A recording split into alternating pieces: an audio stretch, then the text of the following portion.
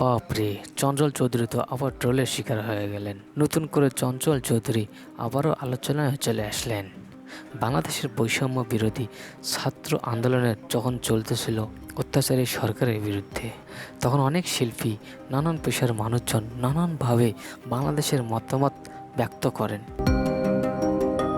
নিজ নিজ জায়গা থেকে প্রতিবাদ করেন, যে যেখান থেকে পেরেছেন ছাত্রদের সহযোগিতা করেছেন।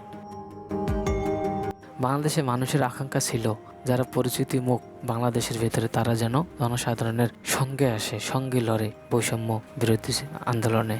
অনেক শিল্পী আসলেও বাংলাদেশের গুণী শিল্পী হিসেবে চঞ্চল চৌধুরী তিনি কোনো কথাবার্তাই বলেননি এবং তার মাঝে পা চাটা চাটুক্তি হিসেবে দেখা যায়, যেখানে গণভবনে তিনি স্বৈরাচার শেখ হাসিনাকে গান গাওয়ায় শোনেন, পায়ে সালাম করেন। এটা তার মাঝে ফুটে উঠেছে যে তিনি পা চাটার চাটুক, যার জন্য দেশের জনগণ তার উপর অনেক আক্ষেপ নিয়েছিল।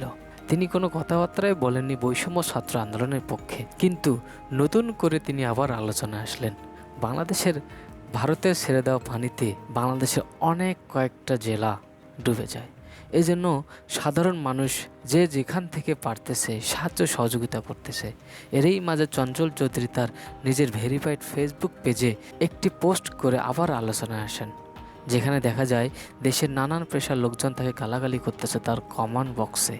এই জন্য তিনি আবার জনসাধারণের ট্রলের শিকার হয়ে গেছেন। যাই হোক বাবা, চঞ্চল চৌধুরীর মানুষের পক্ষে যখন দাঁড়ানোর কথা ছিল তখন তিনি আসেননি, যার কারণে এখন সাধারণ মানুষ তাকে মেনে নিতে পারতেছে না।